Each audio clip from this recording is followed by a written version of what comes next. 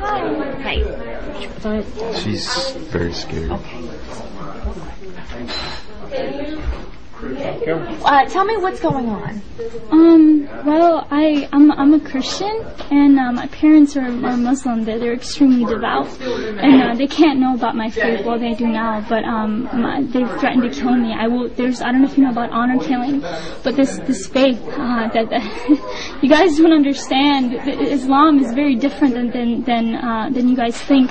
They have to kill me. My blood is now halal, which means that because I am now a Christian, I'm from a Muslim background, it's an honor. If they love God more than me, they have to do this. And I'm fighting for my life. You guys don't understand. I don't understand. What did your father say to you? He said he would kill me, or I'm sent back to Sri Lanka where they put me in asylum. He said they're so crazy. It's okay. Calm down.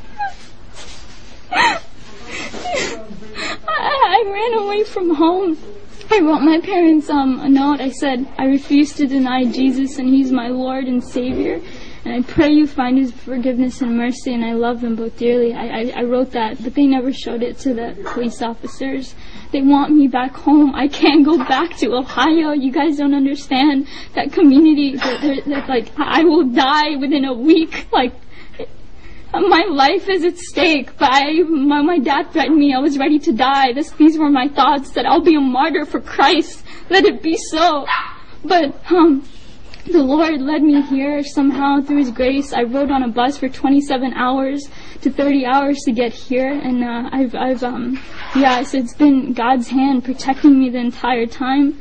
And but I'm fighting for my life, so if prayers are appreciated. I don't know today's my birthday, my 17th birthday, and I might even die. I don't know what's gonna happen to my own life. Can you tell me why you ran away? I was threatened by my dad. When my dad found out, I had a Facebook. That's how he found out. And phone calls from the Muslim community started coming in with emails, and he confronted me. And I had a laptop, and he took that laptop and he waved it in the air, and he was about to beat me with it. And he said, if you have this Jesus in your heart, you're dead to me. You're not my daughter. And I refused to speak, but he said, I will kill you. Tell me the truth. And these words, bad words, he cussed words, and so I knew that I had to get away. A couple of weeks later, even I told my dad that I needed to learn more about Islam because I was scared.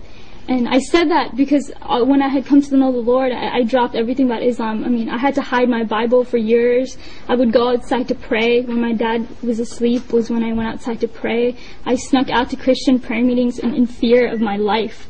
And finally this day had come where I was confronting my dad.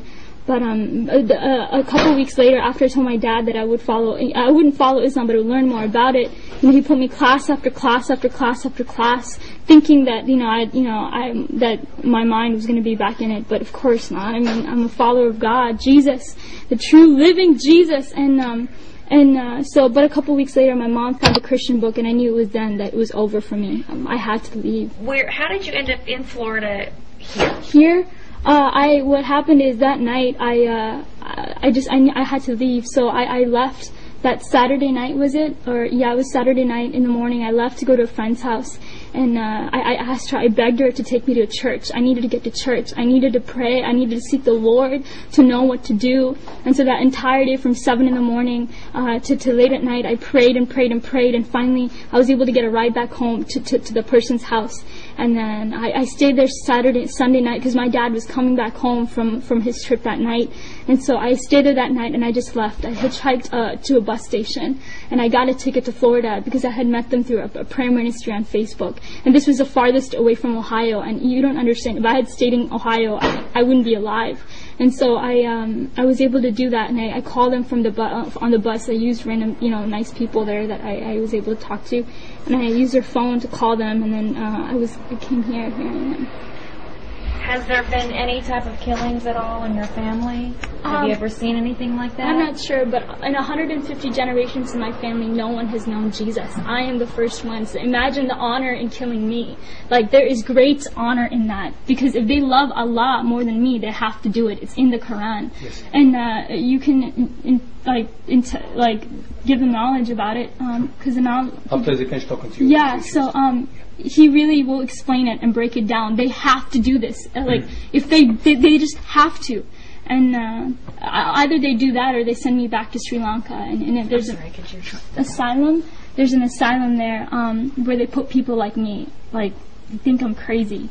And do you really think that this is true, or do you think this is just a threat?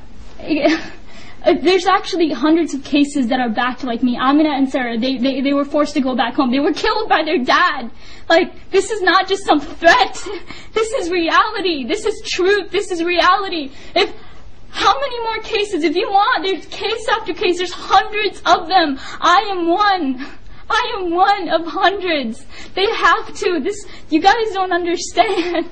They have to. I don't know what else to say, but they have to. If you want proof, there's hundreds of cases that can validate my story. Even my friends and people from back home, they knew what would happen to me. My own brother knew about my faith, and yet he didn't tell my dad. What does that say? He knew the consequences. He knew. So what do you want at this point now?